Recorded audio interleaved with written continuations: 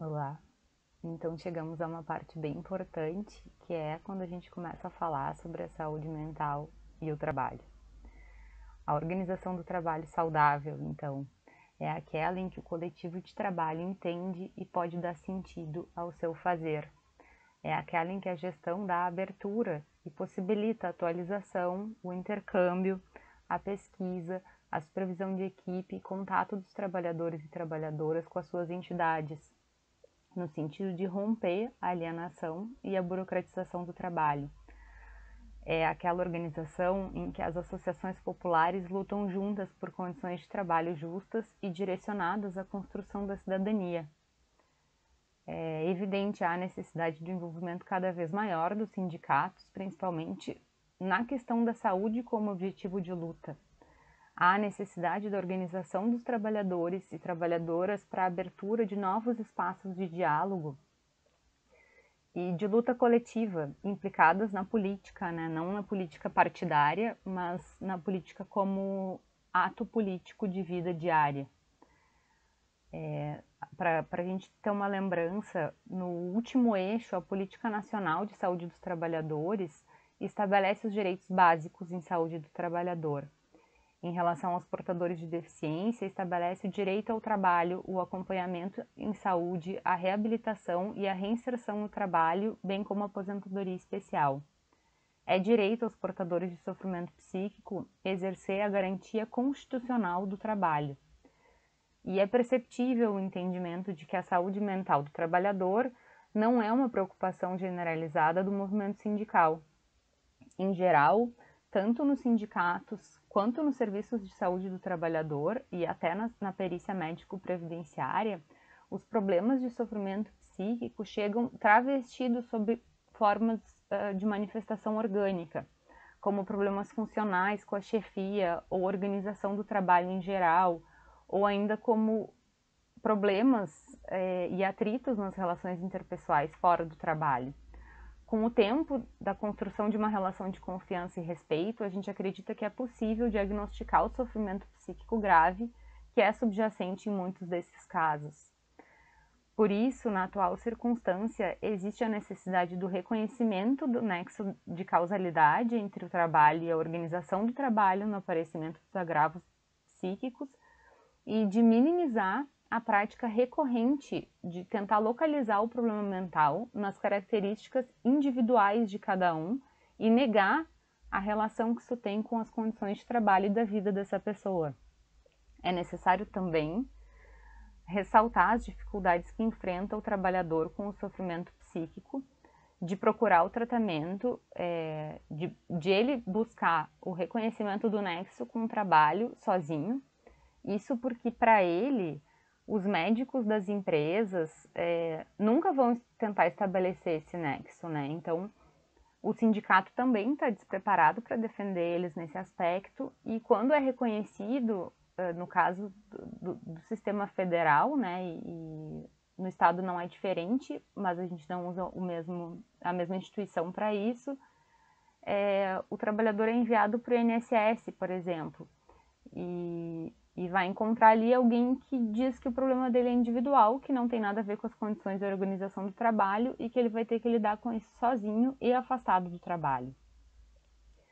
Então, essa área, a grande área saúde mental e trabalho, avalia a influência preponderante do trabalho na constituição das subjetividades e constrói um percurso muito diverso, a partir de diferentes pautas conceituais e teórico-metodológicas que são fundamentais, da medicina do trabalho e da saúde ocupacional. A saúde e o sofrimento psíquico e tudo que há no meio dessas categorias repercutem diretamente na saúde global dos trabalhadores e também na própria produção da empresa, né? Ou da instituição.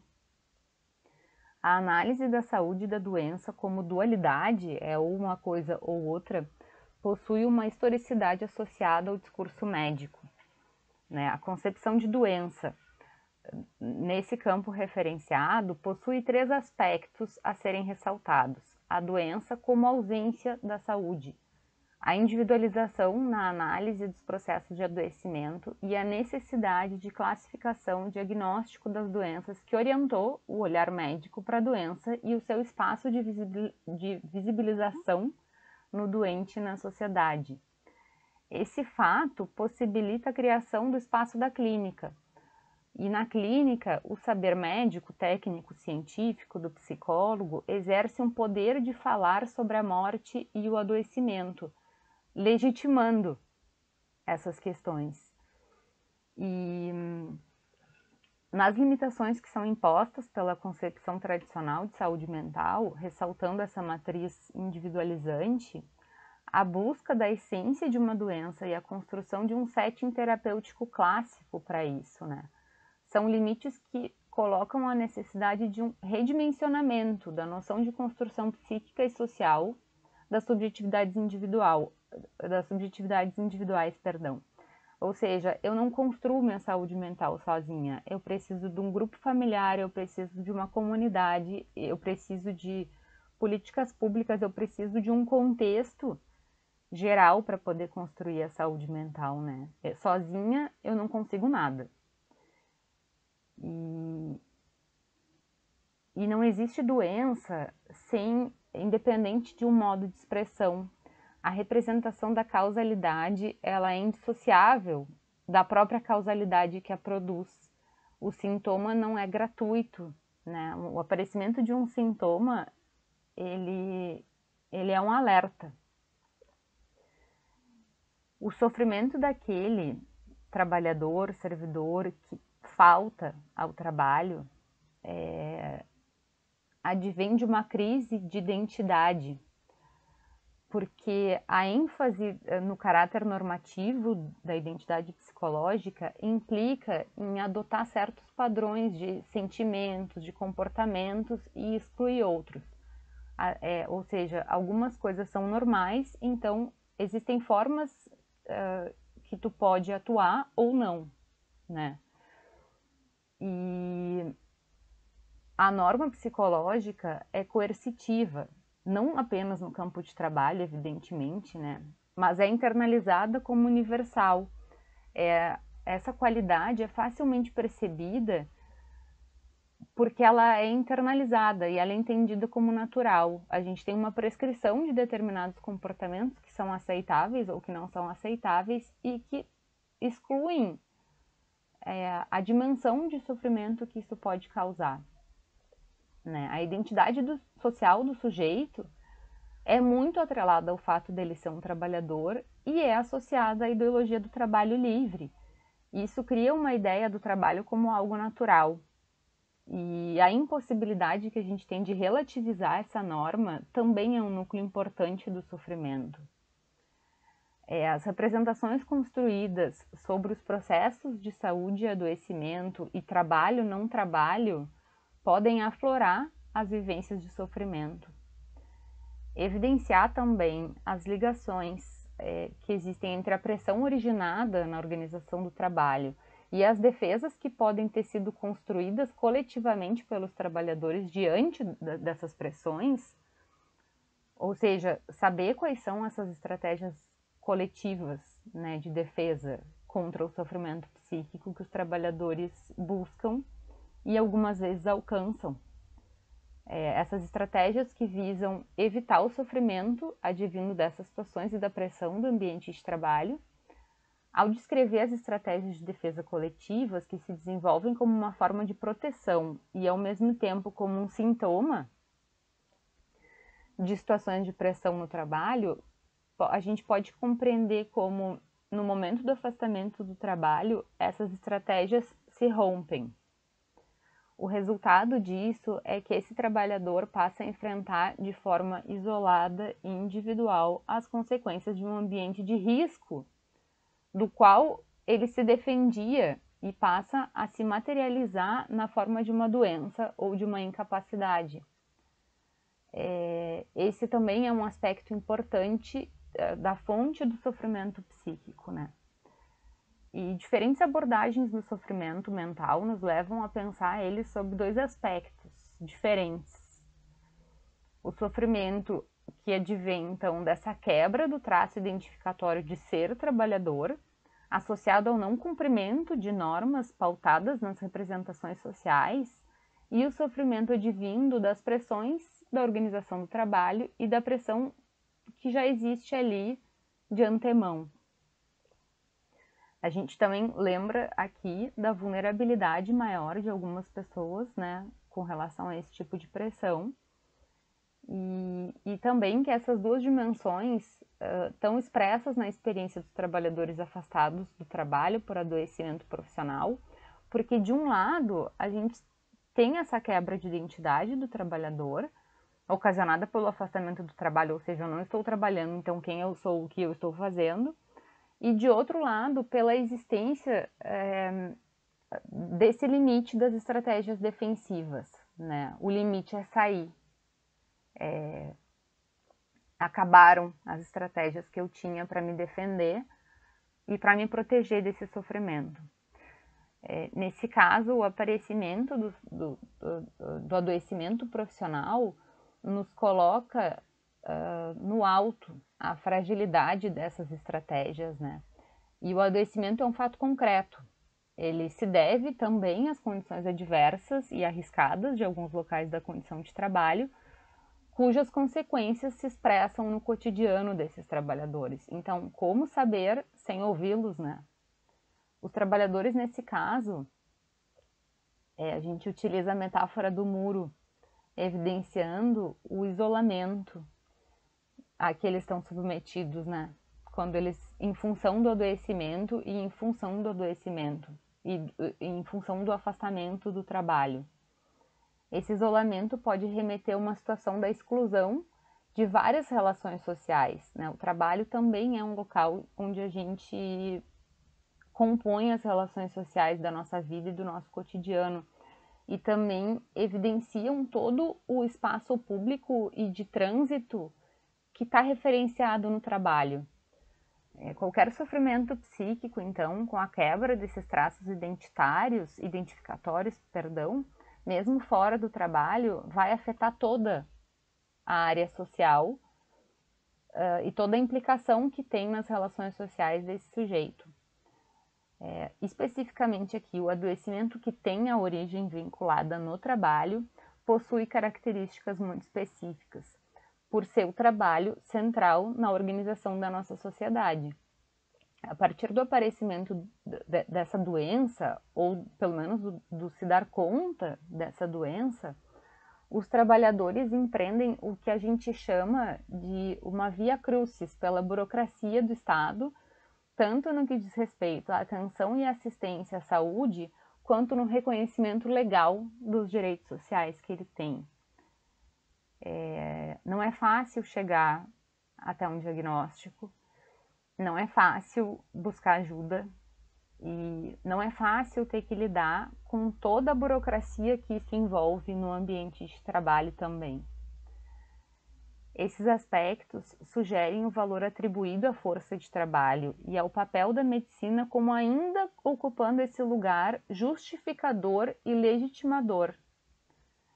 Isso também é uma violência para quem está sofrendo de algum transtorno, além de também ser assim para os familiares e para a comunidade que circunda essa pessoa.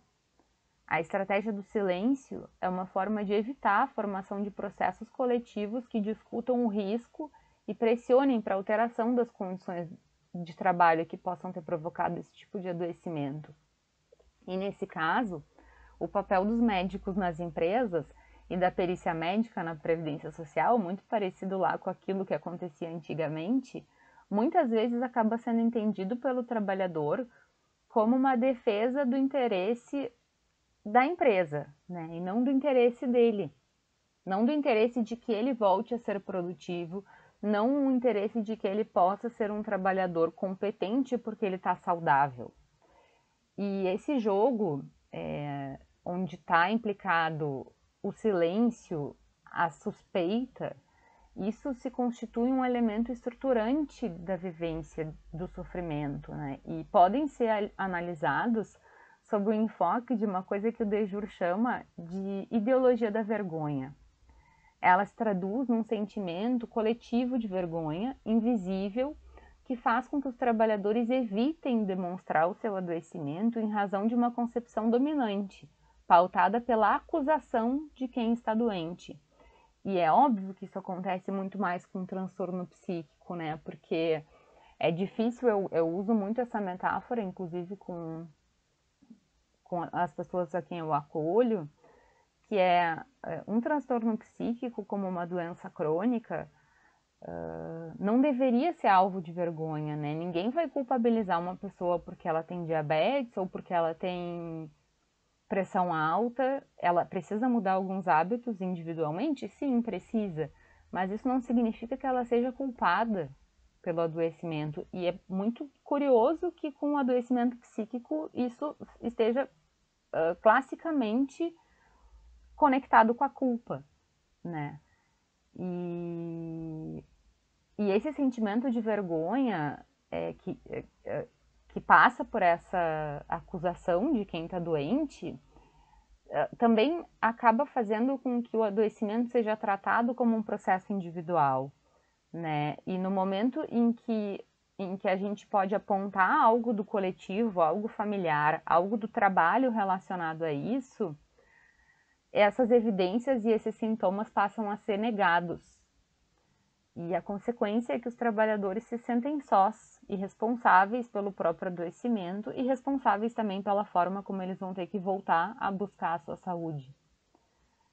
Todo esse processo ainda coloca o trabalhador numa situação mais conflituosa. Eles devem, isso acontece muito, né, no INSS, para quem trabalha na perícia vai saber do que eu estou falando, na perícia do Estado também. O trabalhador precisa se apresentar fragilizado, incapacitado, para que a existência do seu adoecimento não seja questionada. Porque essa é a única forma de visibilidade que se tem, e é uma forma estereotipada e irreal. Então,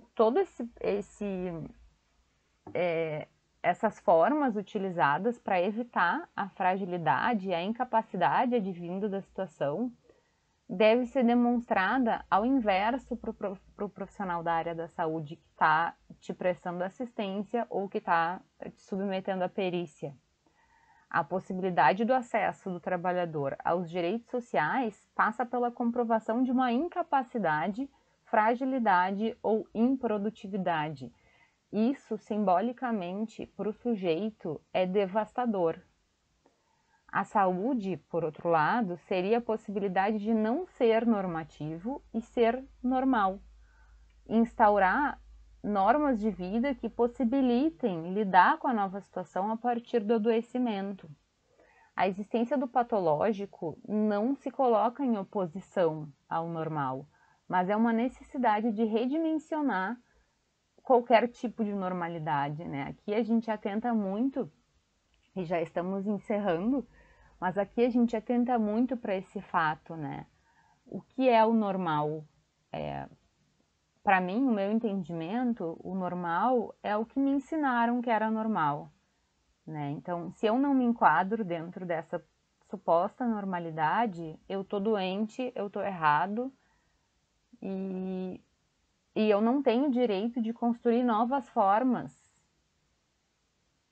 de trabalhar, novas formas de lidar com esse sofrimento, porque eu preciso que outro alguém, legitime esse sofrimento por mim, né? E a gente precisa trabalhar muito e trabalhar firme para construir esse diálogo e para seguir estudando esse assunto, para buscar outras fontes, para buscar formas de lidar com o adoecimento e com os processos de saúde, principalmente no trabalho, né?